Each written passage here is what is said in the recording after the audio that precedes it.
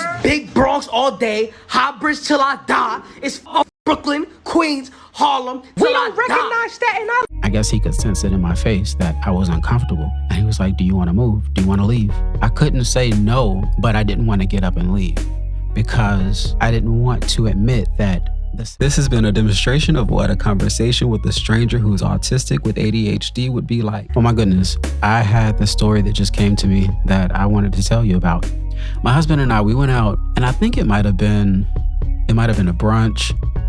Anyways, none of that's important. It was like a date. But before we got there, I remember we were on the subway. There was this guy, and this was before I felt comfortable, wearing headphones with other people around me. I always just felt like it was rude. Even though it made me feel comfortable, I would mask and take off my headphones when I was around other people because I didn't want it to be seen as, oh, well, I'm in my own world and I'm ignoring you. No, a lot of times there's nothing even playing, but the noise canceling portion of it just really makes me feel comfortable when I'm outside. So anyways, I remember sitting there and my husband asking me, I guess he could sense it in my face that I was uncomfortable. And he was like, do you want to move? Do you want to leave? I couldn't say no, but I didn't want to get up and leave because I didn't want to admit that the sounds were bothering me. I didn't want to be the reason why we were leaving. I'm thinking back to the concerts that we'd go to and how I'd have to really get myself prepared mentally to be in what I know is going to be a loud environment. But I'm glad that I'm also at the age now to where I'm not rushing to the stage, so I'm not going to be I'm not going to be standing in the front by the speakers and being surrounded and really closed in tight spaces. That's not going to happen. I'm more one of the, give me a seat and I'm cool. Okay, Grandpa. With masking, it wasn't about trying to fit in as much as it was trying not to stand out. I didn't want to be perceived as the weird one in the room. Yo, and speaking of weird one in the room, I had this friend, well, we no longer friends now, but I had this friend and he was like really into church and everything.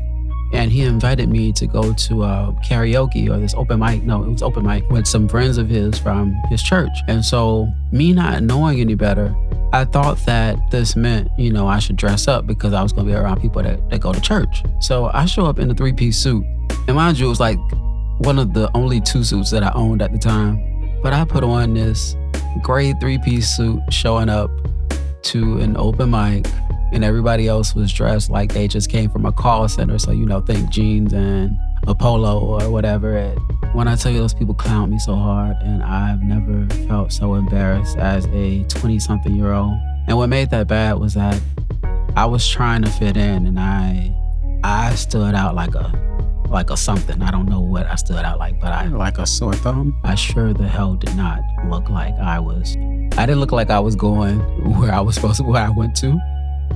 And I looked like I had been somewhere else before. Like I'd either just came from, as a matter of fact, that was the joke. There was a guy that was in between, introducing people, and he kept clowning on me, and he asked me, did I win my case in court? And then other people, they kept calling me deacon and preacher. That's what it was. We were on our way to a play. On our way there was some guy on the subway, and he was singing, and he had this big zag Bluetooth speaker, and he was playing some song or whatever, and it was annoying the shit out of me. And the train was in between stations, and it was crawling, and it was taking forever. And on this day, I didn't have any headphones because we were going to be together. And again, this was before I was diagnosed. This was before I knew that me having these sensory issues to sounds. I just thought that rude people irritated the shit out of me. I didn't put the connection of 2 and 2 together, that it was loud music in a closed environment and it being something that's not of my choosing. So it was something that was forced upon me. So anyways, we get to the play we were going to go see, and my husband asked me if I wanted to change seats because the person that sat directly in front of me swapped seats with the person they were sitting next to, and they kept adjusting themselves because they were kind of big for the seat. So every time they'd adjust themselves, they kept putting themselves in the way of my view. I couldn't see the play. And now they're being distracting because they keep freaking moving. That's what it was. One of the big misconceptions about masking in autistic individuals is that people believe it's something that we can just turn off. when in actuality it's more akin to the fight or flight instinct that many of us experience. Some believe that masking is a behavior that is associated with those who are quote unquote highly functioning or don't appear to be outwardly autistic. A lot of the masking that we see in society, especially in adults who are diagnosed later in life, is deeply ingrained by, that notion of don't do this because, and don't do that because, whatever it was that your parent or your guardian, taught you growing up that you are still holding on to, that you shouldn't do this because it's going to make you stand out. And for many of us, it's deep rooted into our upbringing and where we were taught to suppress our autistic traits. And this reminds me of an episode that I saw of The Sherry Show. And it actually was the last time that I watched The Sherry Show. It was because she gushed over how much she loved her Manny, and because he taught her son, who was autistic, but she didn't know at the time. So I guess you can give her grace about that. But she kept saying that, he taught Jeffrey how to be a real man and to look people in the eyes when he speaks to them. And maybe that's just a triggering thing for me, because I remember being popped and I remember being told, you look people in the eyes when you're talking to them. And I'm like, that's uncomfortable. That's intimidating. That's all of these things before I even knew what those words were. But I just knew I didn't feel comfortable looking people in the eyes when I was speaking to them. And you can see how that can also hinder a person, especially being a black man in America. Sorry for y'all that hate when I do that, but especially as being a black man in America. And anytime you've come across law enforcement and when they see your behavior as being sketchy, and it goes back to those blue pumpkins. See, this whole ADHD thing, it's gonna be working right now, okay? But it goes back into the whole blue pumpkin thing. It's like, should I have to make you aware and put it on display that I'm autistic just for you to treat me in a way that I guess would be comfortable? That's the word we'll go with comfortable. And I don't feel like I should have to do that. But I think about the situations, the few times that I've had a run-in with law enforcement is, what if I just started the conversation with, I'm autistic? Would that have even helped? Another misconception is that non-autistic people don't mask, when that couldn't be further from the truth. Because think about those moments when I guess you think about it as just knowing that there's a right time and right place for things. Some of us don't have that filter of knowing those things. Or shall I say, we had to be taught, or we had to observe you all to know what was right and what wasn't.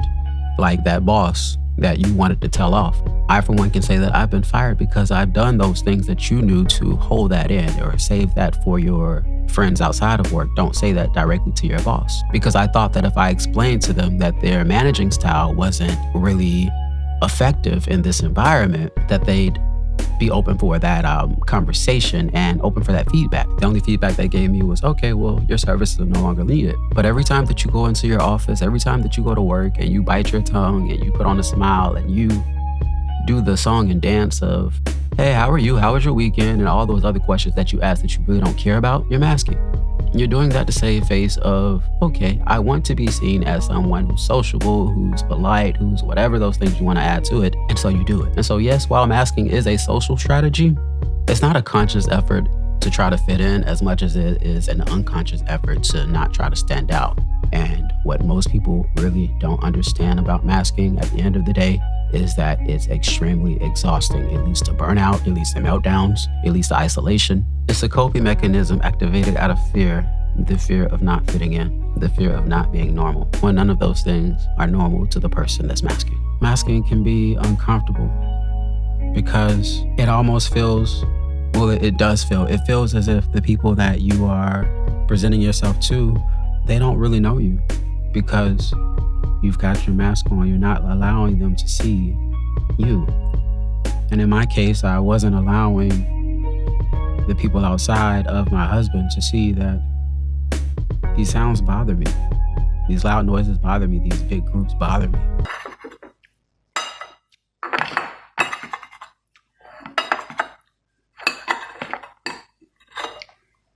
And initially, he didn't even understand it. It was, I won't say we got into arguments about it, but he didn't really understand it before my diagnosis and before I even started the research myself of why do these sounds bother me? Why am I triggered by loud noises? Like the sound of a spoon that's clanging against the bowl to get the last piece of rice out of the dish. Those sounds are annoying to me. They're beyond annoying. They get under my skin. I just want to eat that person and that dish they're eating out of the room. I get it. That might be a little extreme for some of you, but that's honestly how these type of sounds have always bothered me. But I couldn't say anything to the adults that were doing it in my life.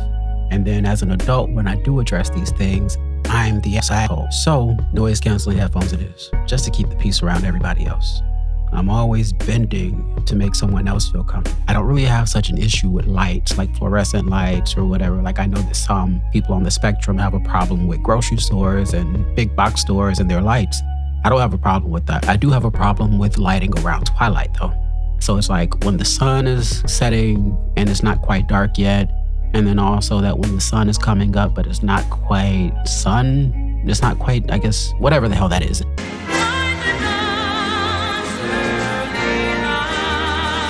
It's not that yet. The feeling embarrassed when it's a friends that invite you to their birthday thing out at their family's house and they're serving lobster, but the idea of you breaking open a lobster and eating it, because everybody's supposed to love this. Like it's just so good and it's buttery and it's this and it's that. But what type of child am I that I'd rather have a burger or a hot dog? And that the fact that this was so upscale that they didn't have that as an option. So I'm literally drinking alcohol in the sun and having dinner rolls. Oh, and corn on the cob. I had a lot of corn on the cob. And I'm standing out at this place and everyone that comes by is asking me, did I already finish my lobster? Am I gonna have a lobster? And of course, you know, the person that through this event, they accounted for a lobster per person. All of that was feeling I was feeling so uncomfortable with it because it was like, well, I said I was coming, but also I didn't know that there was a menu like this. It was on an island, so leaving wasn't just that easy. You had to wait for the time ferry. It was a really nice experience. They arranged for us to take a bus out to Long Island, and then we took a ferry, and then they arranged for the transportation to go back. There was 2 different shuttles, an afternoon one and then one that was leaving much later that night. It was exhausting having to wear that face, having to not look so deadpan, but to have a smile, to be interested in the conversations that were being had, and to try to find something to say. I don't know why I just went up like that. Something to say?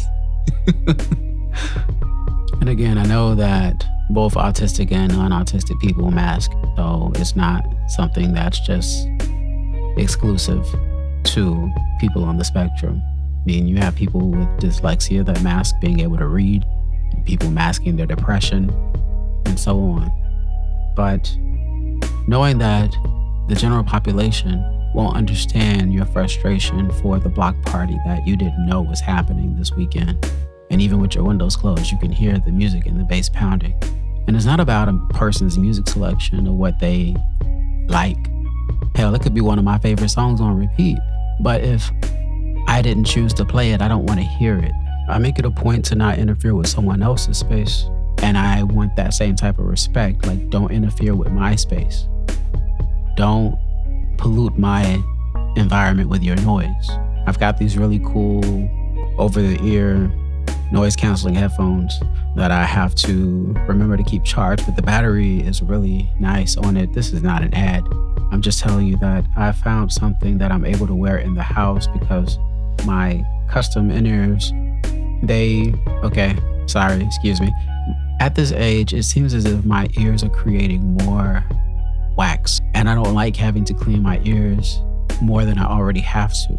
So I wanted something that didn't make my ears sweat and that wasn't getting in the way of the earwax production, because with that comes having to clean out the monitors. I have to clean them out with a pen to make sure that there's no wax lodged in there. Okay, that's enough conversation about wax.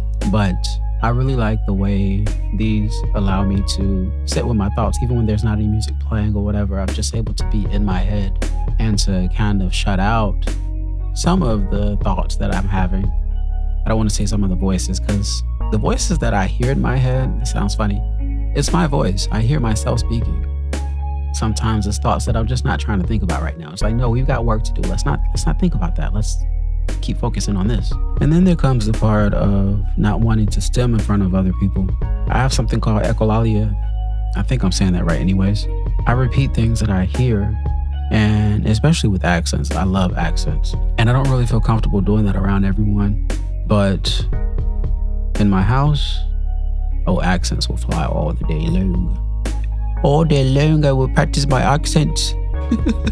That was a horrible one. And I don't know why when I talk about accents, I always go to this horrible ass either UK or Irish accent.